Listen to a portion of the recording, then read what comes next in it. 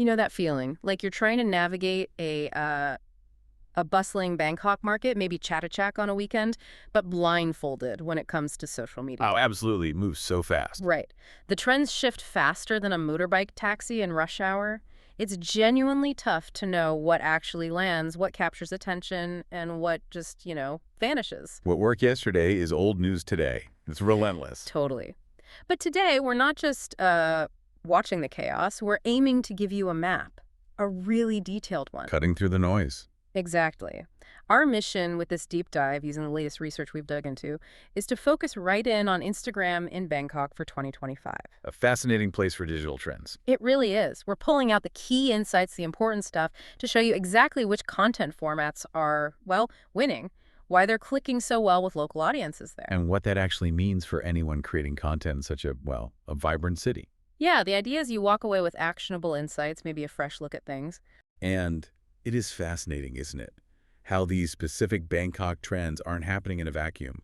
They often mirror or even amplify these bigger shifts in how we all behave online. That's a great point. We're not just looking at raw numbers here, like percentages.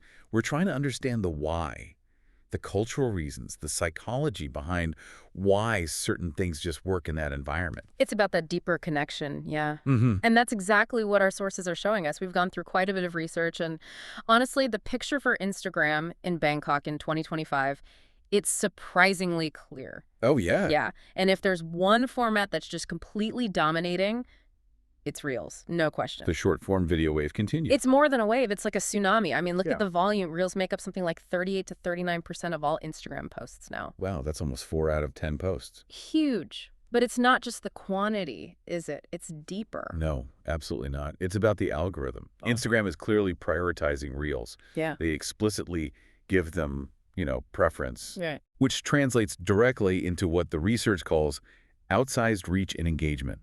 I mean, think about this. Reels account for over half, 59% of total IG content engagement for creators. 59%. That's incredible. It is. And on the user side, people are spending around 30% of their time on Instagram just watching Reels. So nearly a third of their time is just on this one format. Exactly. This isn't just a trend anymore. It's a fundamental shift in how people consume content, especially in busy places like Bangkok. And just to clarify for everyone, Reels are those short, punchy videos, right? Like 15 up to 90 seconds. Yeah, usually set to music, trending audio, designed for quick hits. Okay. And bringing that to Bangkok, that snackable full-screen style seems perfect for the city's mobile users, doesn't it? Absolutely. People on the BTS waiting for a grab, those little moments. Perfect for a quick video. And the viral potential. Things can spread so fast there. That's key. And it gets amplified by the local culture. Reels tap into that universal need for quick entertainment, quick info, sure. But they really sing when they have that strong Bangkok flavor. Local flavor, how so? Well, think about content showing street food, or maybe cool fashion finds at Siam Square, or even just funny takes on daily life, like the traffic jams. Oh yeah, definitely relatable content. Right. Using local sounds, maybe popular T-pop tracks, even local slang. That performs really well.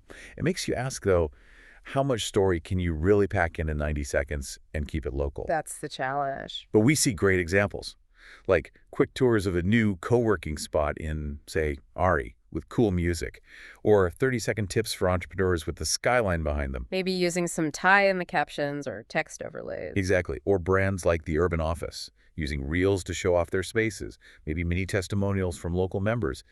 It's about creating cultural touchpoints. Makes sense. But I guess the risk is being too generic. That's the pitfall. A reel that works in London might just fizzle out in Bangkok if it doesn't feel authentic to the city. You need that local vibe. Localization is key then. Not just what you show, but how you show it, the music, the feel. Precisely. Okay, so Reels are the powerhouse.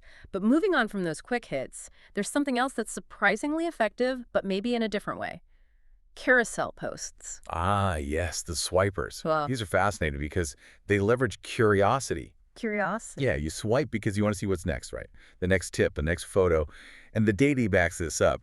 Our sources show carousels actually get the highest engagement rates for feed posts. Higher than single images or even single videos. Yep, about 0.64% engagement on average. Because you spend more time on the post, swiping through, that tells the algorithm it's valuable content. Right, that makes sense. And the format is just multiple images or videos in one post, you swipe left. Simple, but super versatile.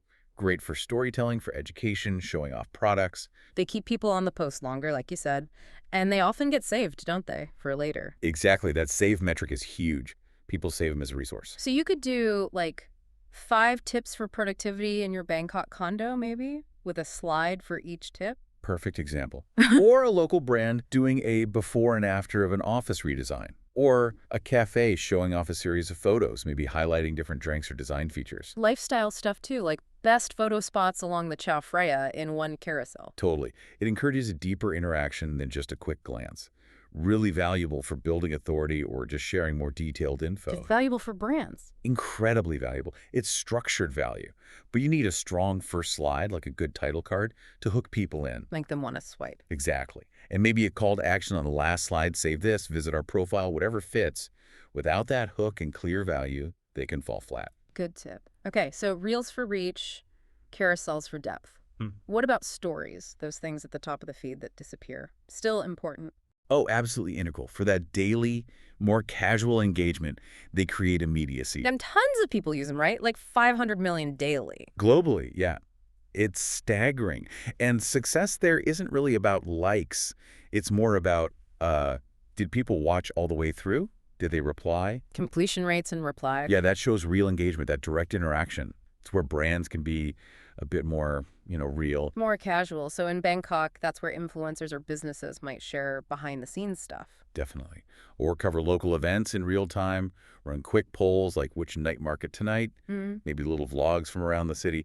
That less polished feel really connects. And didn't the research say something like 80% of users prefer watching a story or live video over reading a blog? Yeah, a huge preference for that immediate visual content. It keeps a brand top of mind because it's right there every day at the top of the app. Like a co-working space doing stories throughout an event, speaker snippets, crowd shots. Perfect. It makes followers feel like they're part of it. But it does raise that question of authenticity, doesn't it? How so? Well, stories offer this less polished window. It builds community, loyalty, but you have to be willing to be a bit spontaneous. Let your guard down a bit. Exactly. And use the interactive stickers. Polls, Q&As, they're not just fun, they give you direct feedback. Ask your Bangkok followers what they want to see, what they like. So it's a two-way street. Makes them useful, not just fleeting content. Actionable insights right from your audience. Okay, cool. Now, what about Instagram Live? Going live seems a bit more niche. It is definitely a smaller audience than stories or reels, but often way more engaged. It creates a real sense of occasion. An event feel. And the stats. About 100 million people watch lives daily. Globally, yes. And significantly, about 26% of Gen Z and millennials tune into lives. So it connects with the younger, active demographic. And the appeal is that real-time interaction. That's the magic.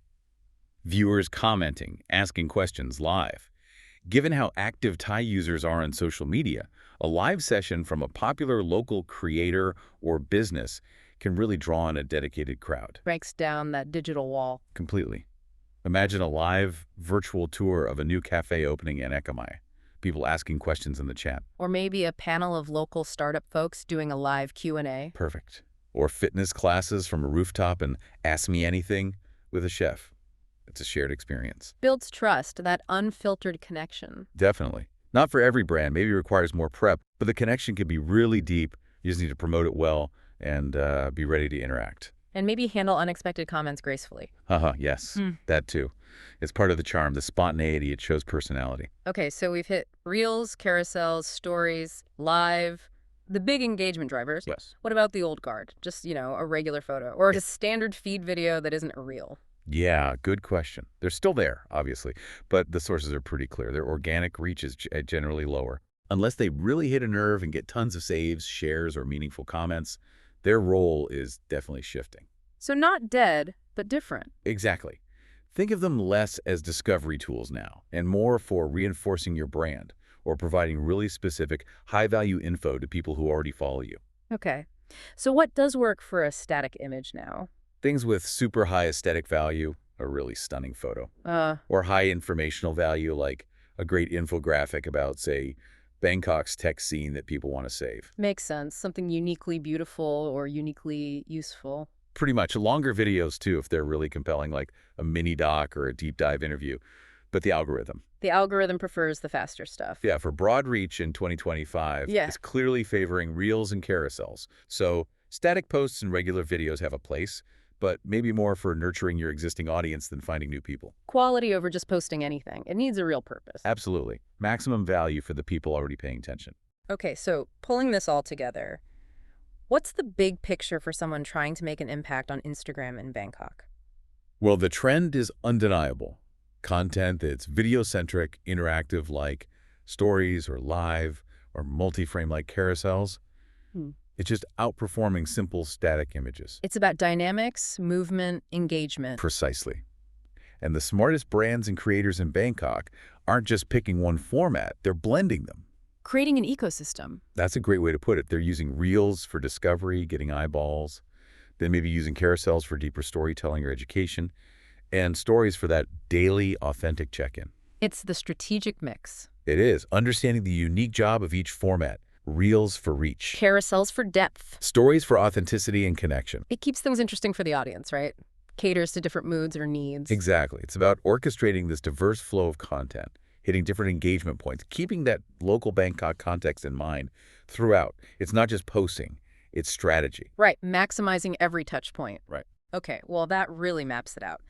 Our deep dive into Instagram for Bangkok in 2025 shows this clear dominance of short video, interactive stuff, multi-frame content, reels, carousel stories. They're the main players. A blend of fast engagement and deeper storytelling. And understanding this isn't just for marketing pros, is it? It's for anyone who's curious about how we consume information now, how attention works online. It's the language of visual communication today, with its global trends and local accents. So maybe next time you're scrolling through your own feed, you'll notice these formats differently. Not just posts, but strategic choices trying to grab you, tell you something, connect with you. It makes you think, doesn't it? Yeah. What kind of content do you actually find yourself saving or sharing or watching again? Does it line up with what we talked about today? Something to consider. Definitely food for thought. Well, thank you for joining us on this deep dive.